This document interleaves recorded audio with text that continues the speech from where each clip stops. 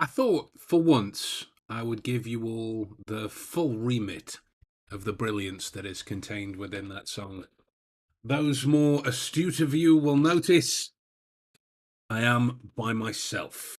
This week I am by myself. The reason why, I couldn't tell you. I couldn't tell you. It's a bit of a mystery um, to me at this stage because I haven't heard from my partner in crime. So currently, who knows? He's ditched me. But yeah, apologies for the radio silence of last week. As you can no doubt hear, I remain unwell. I remain unwell. So as long as you guys can all um, put up with the sound of my occasional coughing, I'm doing a lot better than what I was. And thankfully, you won't have to see any of the delightful colours that I've been coughing up over the past couple of weeks. But there we are. It's all thanks to my wife that I'm ill. Not a joke. It is. She works for the National Health Service, and so she brings these types of things home with her. God damn it. Well, it happens. Is he off ho ho hoing?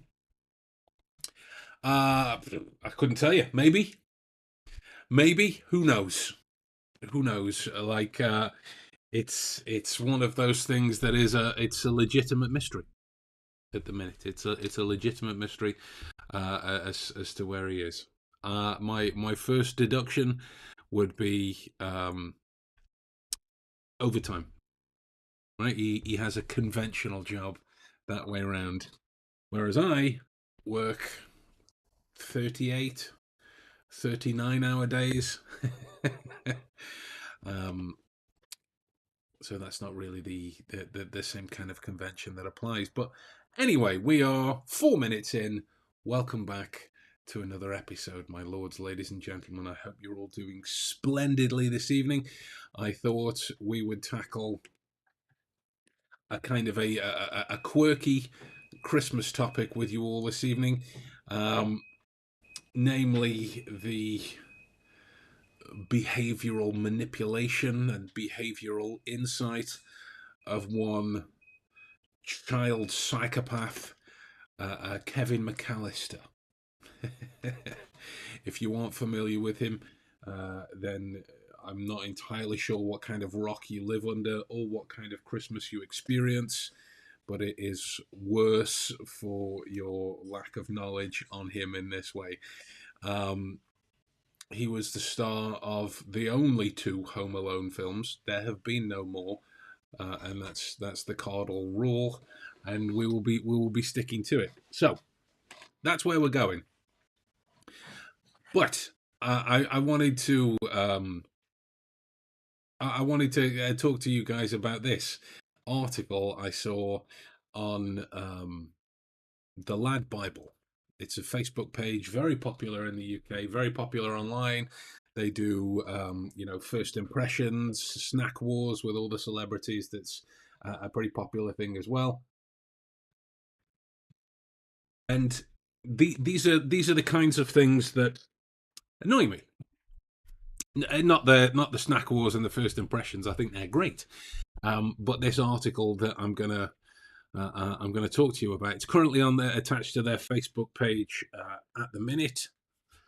And here you go. Private investigator reveals 4 signs your partner is cheating on you. Now, I read this. I read this last night.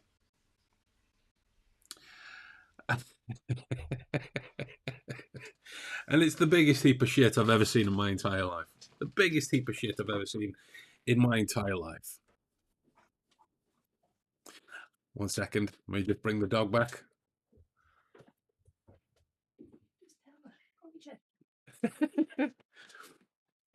So, to that end, private investigator reveals 4 signs your partner is cheating on you. And that private investigator is not me, right?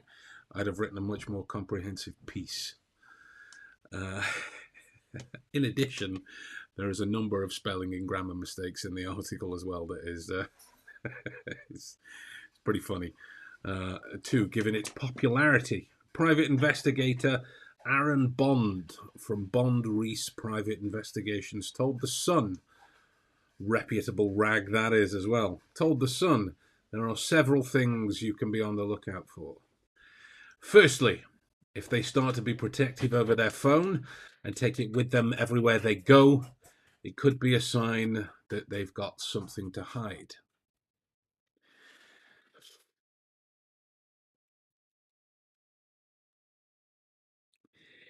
In addition, right, it is Christmas time at the minute. So what could be being hidden is the details of that person's Christmas presents that he's buying for his respective other half. And this notion is doing nothing but increase neuroticism within individuals and the binary application of behavior in that this means this. Granted, we could really lean into the words of the article thinking if they start to be protective over their phone, right?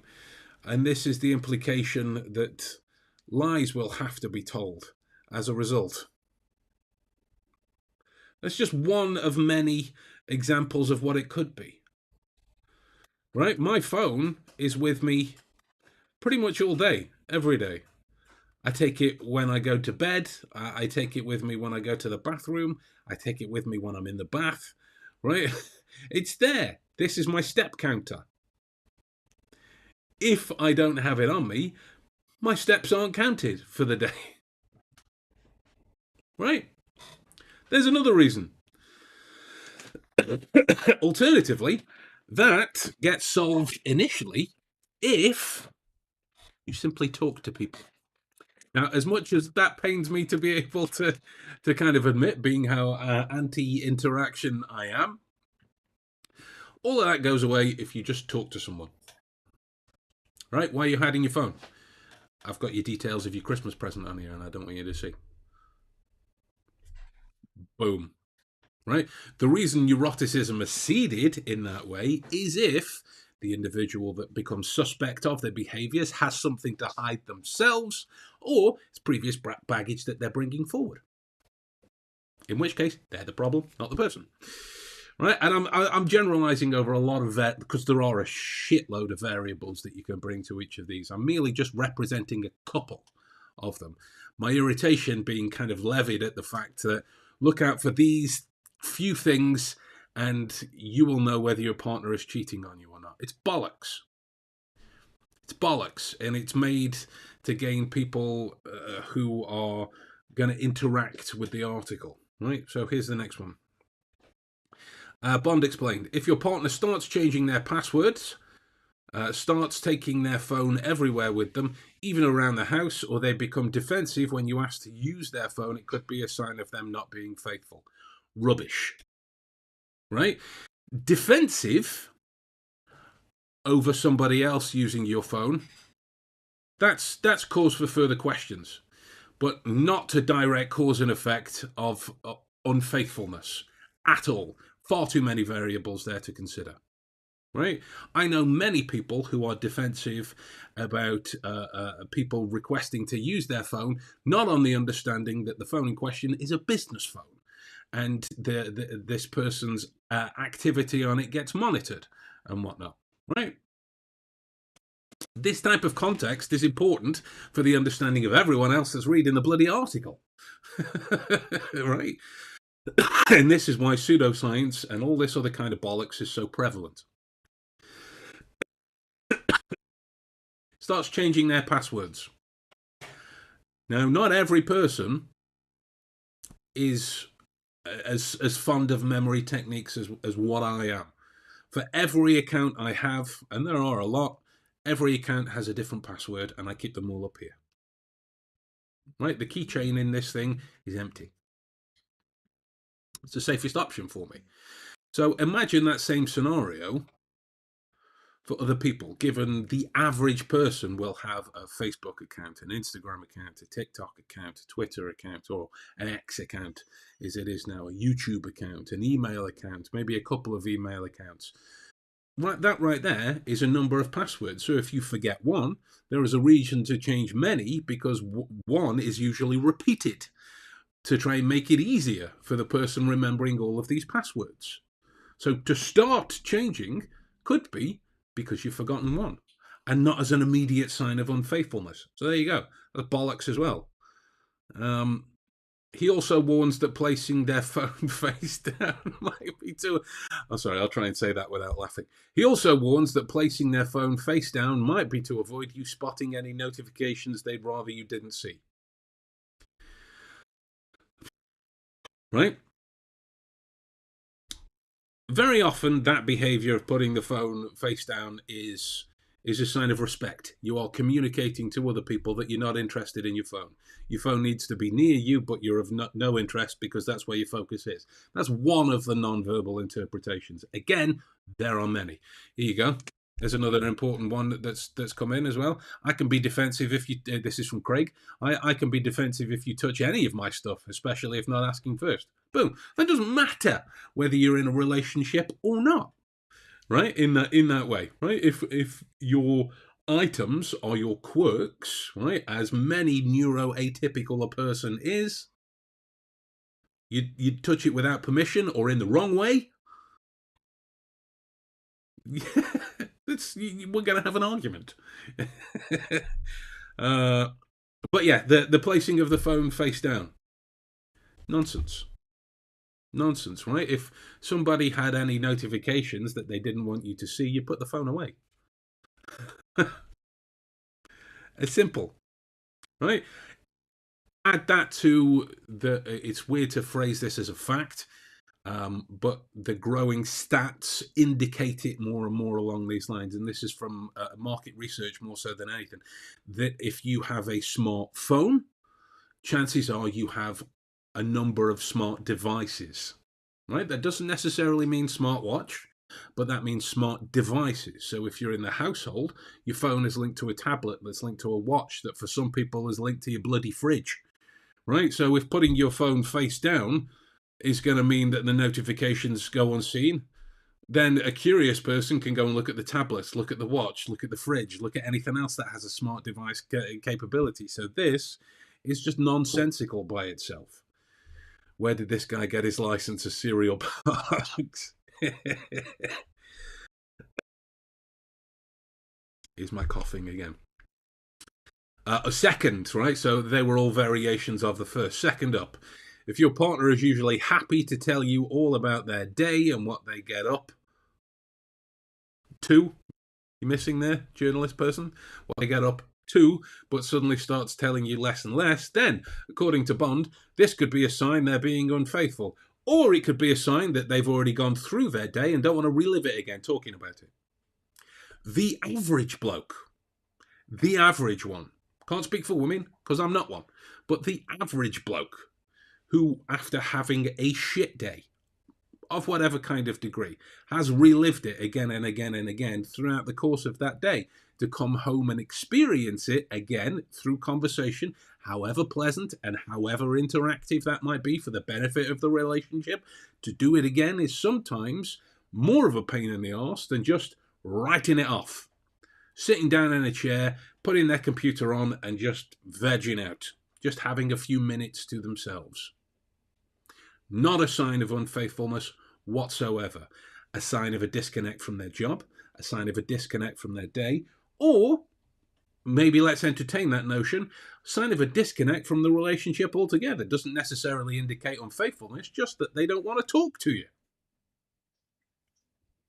There's another one. Where are we?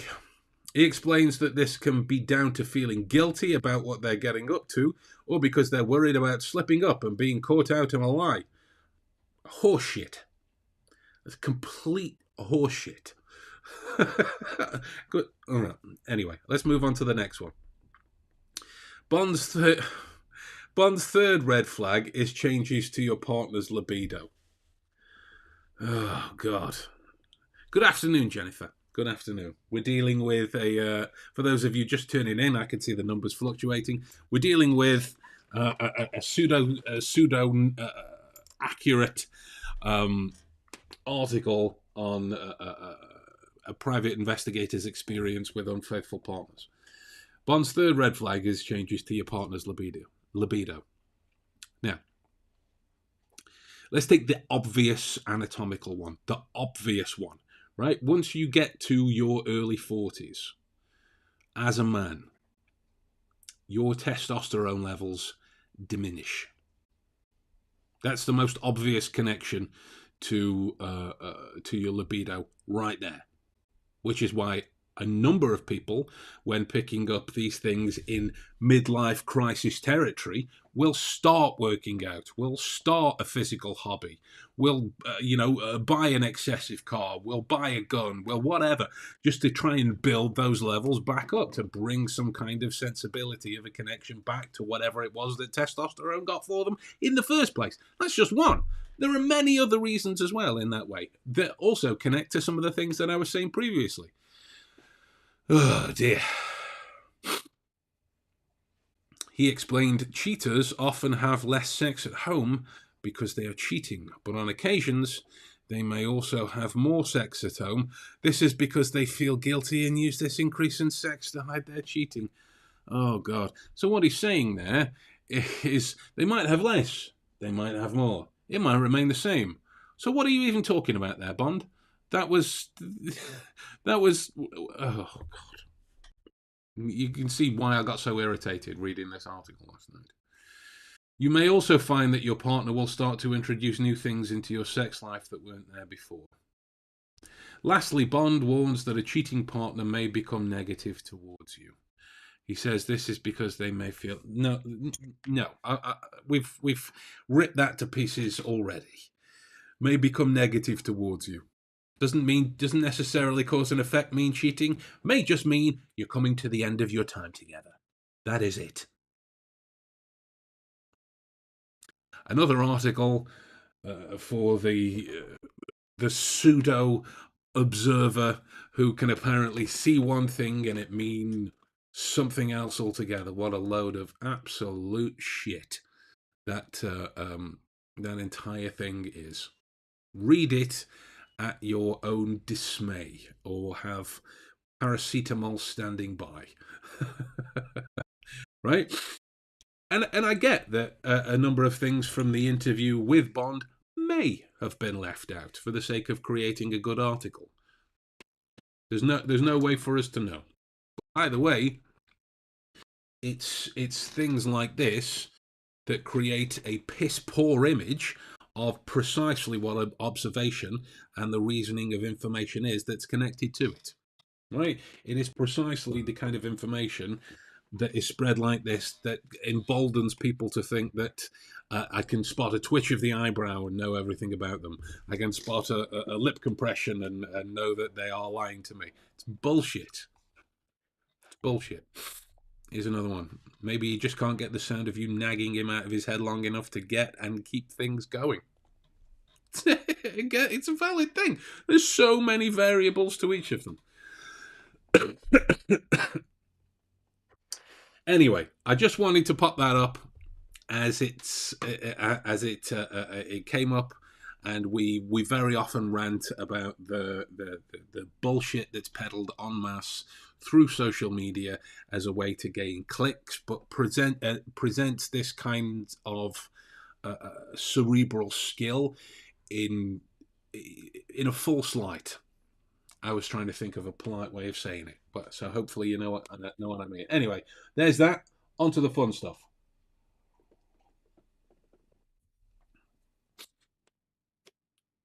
Home Alone. It struck me that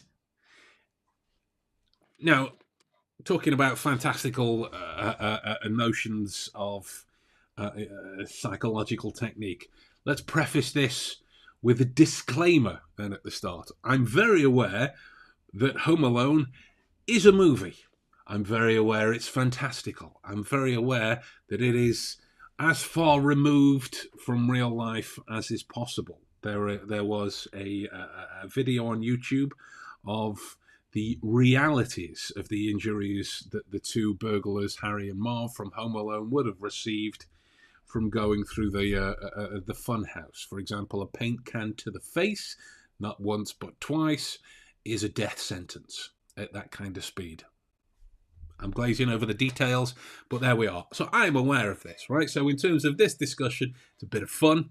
So we are going into the bit of fun territory with the understanding that it is a film, but for the sake of understanding the motivational practices behind it, we're going to assume, much as I hate that concept, we're going to assume that it is a copy of reality. It is a retelling. It is based on a true story. Right? I was speaking to a few friends of mine years ago. Oh, I thought it would be fun if Kevin McAllister grew up to run like a SWAT unit or a special tactics division somewhere, and his weapons of choice were micro machines and a well placed iron. Obviously, it'd be a different form of torture if the iron was on. But then I saw the it's like a cinematic conspiracy theory of how Kevin McAllister grew up to be Jigsaw from the Saw films. And there's a lot of points. It's entertaining fun, but there's a lot of points in that that kind of connect to the movie's universe in that particular way, and it made me think.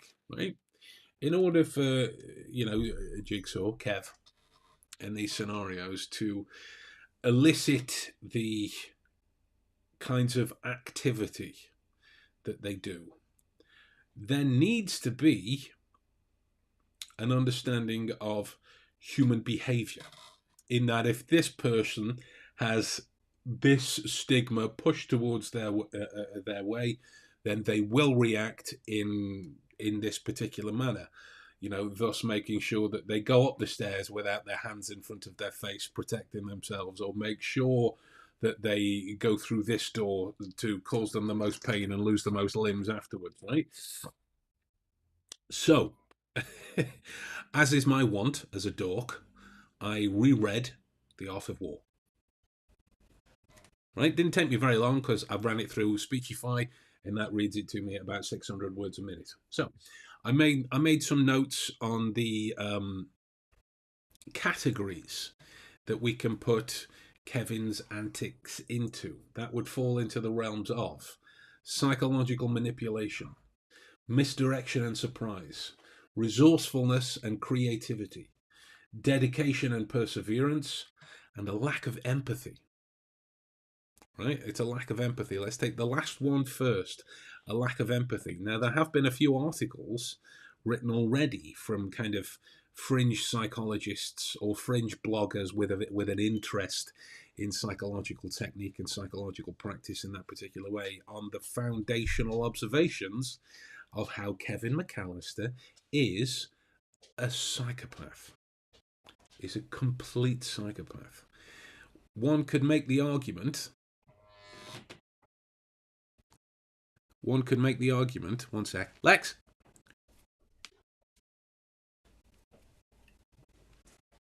Come here.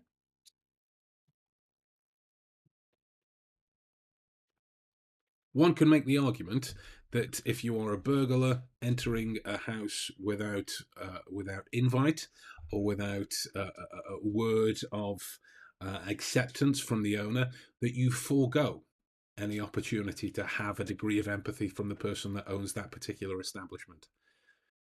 One can make that argument, but it's the degree. It is the degree to which Kevin assaults the burglars that kind of substantiates these claims of his psychopathy. I made my family disappear. Now, instead of the immediate, holy shit, does that mean my parents are dead and my sisters and brothers are dead? Let's go and jump up and down on the bed and eat popcorn, right?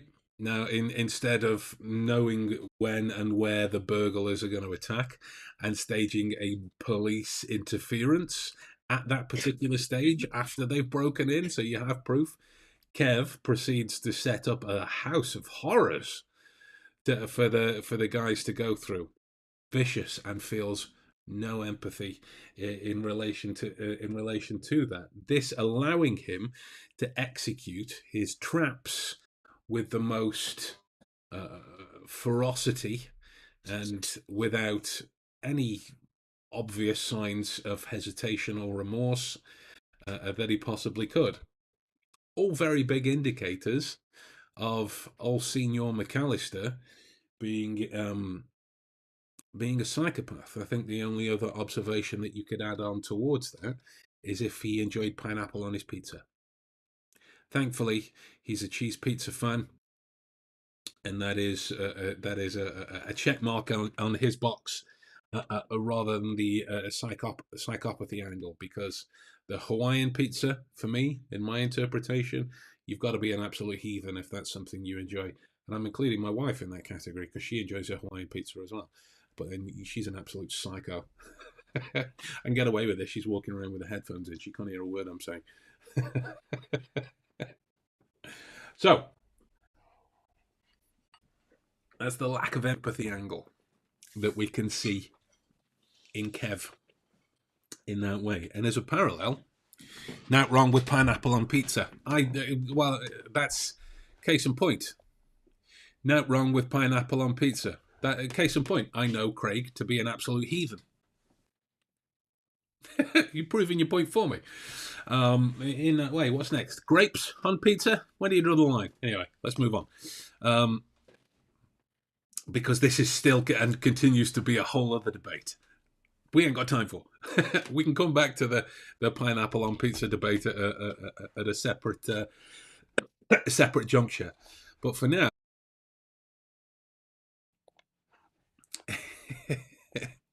one lack of empathy. I'm telling you, a good lady. She knows. I tell her to her face often when she advocates for success.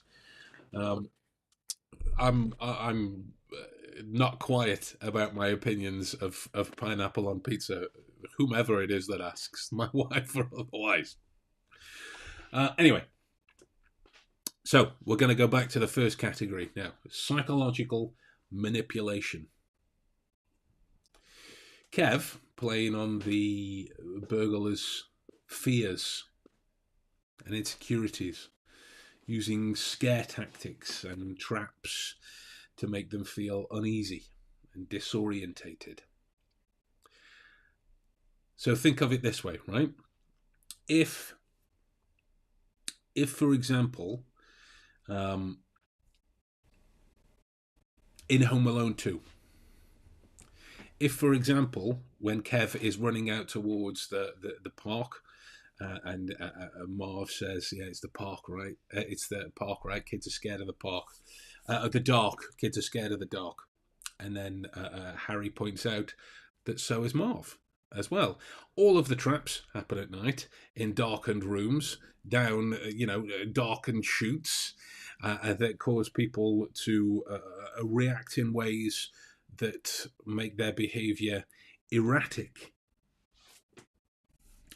Now, as you well know, emotional qualities are antagonistic to clear reasoning, and if you are ever in a situation that is causing you to react in a way that makes you fearful or uneasy, right? If I know what makes you fearful or uneasy in that particular way, I can create a situation that is going to force those moments to be increased, because the predictability of your choices, of your actions, goes up, because those choices and actions are diminished as a result of your shortened capacity for critical thinking in that way, right? Take Home Alone 2 again. Marv has just stepped on the nail, had the bag of cement mix on his face and whatnot, the paint, the electrocution, all of this kind of thing, and then walks right back outside and slips over on the ice that he already knew was there. Right? We play on fears and anxiety, and details go unnoticed, details go unregistered. How is Kev aware of this this manipulation tactic? How? It's brilliant, right? He also exploits their greed and desire for material possessions by setting up elaborate scenarios to trick them into thinking that they'd stolen things of value. Right? Again, look at the Duncan's toy chest scenario. He was aware that greed was going to make them act stupidly. Right? A lot like the reaction to fear. It's emotional charging. If you're becoming greedy, you're basically following your nose. You're following your a route. You're following that which gets you aroused in that particular situation. And I'm using aroused as in the sense of an electrical conductivity through any of the nervous systems, not arousal as in this particular way. Right? As in, if I am hungry to the point where that is a notion that is overriding my thinking, then decisions I'm going to make in the moment are going to be based on achieving my ability to eat and satiating that need. Same for greed.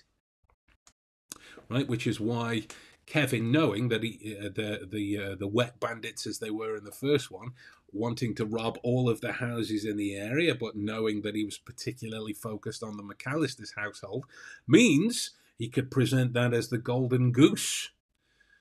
Right? And though we know that they hit only one other house, we don't know for sure that they hit the rest. Kevin mitigates the risk for everyone else in the neighborhood by over-exaggerating the presentability of his house. Making sure the Christmas lights are on, making sure it's standing out as a you can't catch me, you can't get me, you think people are in here, you're fearful of getting caught, but you know someone's not here, you're fearful of Michael Jordan going past on the little train set, and yet you see it's only a kid. Right? This kind of psychological manipulation is, well, it's traditionally seen in people that are far beyond the years of an 8-year-old, I want to say. From the first, yeah, ma'am, I'm 8 years old in the in the supermarket, far beyond the means of an 8-year-old, and yet Kev, very capable in this particular scenario, very capable. The other elements that we can focus on are ways to continue manipulation tactics, are ways to continue emotional charging. Right? So if you take, for example, the notion of misdirection and surprise, the traps have been designed in such a way to catch Harry and Marv off guard, to catch them out of sorts. Right? You take the Micro Machines one. If they had walked slower to the foot of the stairs as opposed to charging, there is an increased possibility, obviously we can't know for sure, but there is an increased possibility that they would be more aware of their surroundings based on their knowledge of moving cautiously from room to room, being as they've had a beating in, 2 or 3 rooms by then. And they don't. More disorientation with the Micro Machines. I made a joke video on this as well in reference to situational awareness. Harry, Marv, rather, in Home Alone 2, after he's just gone through the front door, he's taken all of the staples out of his body parts, let's call them, opens the door, and as we know as the viewer, there is a gaping hole in the floor. And yet, he just walks right into it. Misdirection and surprise. How would Kev be aware that that hole in the floor would do the damage it needs to? He had to have been aware of it in order to set traps up on that floor. Had to. Otherwise, he wouldn't have. Right? So, what I'm saying is, with this kind of surprise element and misdirection, you need a person who's sat in a very particular state of mind, right? So if, for example, I have a coin and I want you to think it's in a very specific hand, I need to make sure that my hands are reacting accordingly, right? So if you know that I'm not really putting it in order for you now to think that I've put it in there, I need to make it look like it is. Right? I need to make it look that way. So that when this happens, the misdirection works to such a degree that the coin becomes invisible. As in, you don't really know where it is. Right? You control somebody's thinking in that way, and you can get all manner of items past them. This is the notion of misdirection. Watch Apollo Robbins' TED Talk on the matter.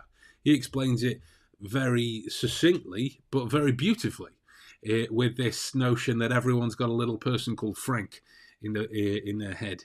And when you ask them a question based on anything, Frank has to go looking through the resources of information to find out if that's there. When Frank goes looking, your attention has wandered in that way.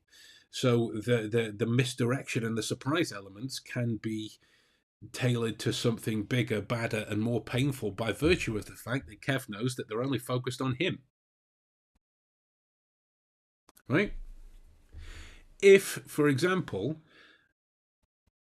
the situations had been created where they weren't as emotionally engaged, so you couldn't slip any misdirected elements past them, all Harry or Marv would have had to have done is kick a door in, kick a window in, because they're no longer fearful of getting caught because of the noise. They just kick that in, walk around to find the individual, and snap his neck. Done. But Kev, master blaster that he is, knows to keep the focus on him. And there will be this kind of underlying element guided by the egos of the burglars. How are two adults getting their asses handed to them by a child? Right? There is this understated and, to that end, unstated view, as they demonstrate through their actions, that he is just a kid. Right? It's called back to in the second one, we underestimated this little twerp before, but they still go through the same things in that they expect to win because they are adults and he is a child. A fool's errand. Resourcefulness and creativity. Kev uses household items in an unexpected and creative way to construct his traps. Demonstrated his ingenuity, almost his out-of-the-box thinking, making it difficult for burglars to predict what could happen in a way to counter the tactics. Right? If they thought through the layout of the building a little bit further, as all of the research that Harry has apparently done in the first movie, you would know what room he's likely going to be in, or what room to likely avoid based on the things that are going to be in there. Right? If I've just had my arse handed to me by a flamethrower at the no, sorry, it wasn't. That wasn't at the basement. By some icy steps at the basement, right? And I've made my way back up. I'm already thinking the doors are screwed, so that's why Marv goes for the open window. Again, another forethought by Kev. Why would you open a window to the establishment that you're trying to protect? Baubles are on the floor. That only works if Marv places both feet on the floor at the same time. That doesn't work in any other situation. So this is the kind of creativity that we are looking at in this particular way. How can you walk into a situation and expect a falling iron that's connected to a light bulb cord. A light bulb cord is just a light bulb cord. Magicians play on this all the time, right? There is a varying degree of props that hide all this kind of magical apparatus. And the reason the grander illusion takes place is because of the invisibility of the everyday item. Again, thinking that is far beyond the remit of a child, of an 8-year-old. Dedication and perseverance. Kev's determined to protect his home and his family, showing unwavering persistence in his efforts to thwart the burglars' plans, willing to go to great lengths to outsmart them and even putting his own safety at risk, which the average person isn't capable of. That degree of self-sacrifice in that way. If we are considering this a representation of reality, then this is a child facing off against two adults. The child has to know that he's going to incapacitate the adults in some way, right? If he's gone for empty paint cans, for example, as they swing down, there's a far less chance of them doing any extended damage. It would hurt, sure. They're metal cans being whipped conveniently at the right height. Right? If he had measured the rope wrong, they'd have just swung right past them or swung into their stomachs. Either way, the adult is still more physically able than the child in that scenario. So to diminish the human's natural responses to fear in relation to what is essentially two predators. I don't mean that in the kind of should be on a register term. I mean that in the kind of anthropomorphized view of predator and prey. There are two predators in the house. Kev's still thinking his way through it sharply. He's still executing every trap that he's set up. He's still keeping his gun on him. He's still as kind as he possibly can. He's still as kind as he possibly can be when picking up the spider to put on Marv's face for that infamous squeal. Bloody brilliant squeal from Daniel Stern, by the way.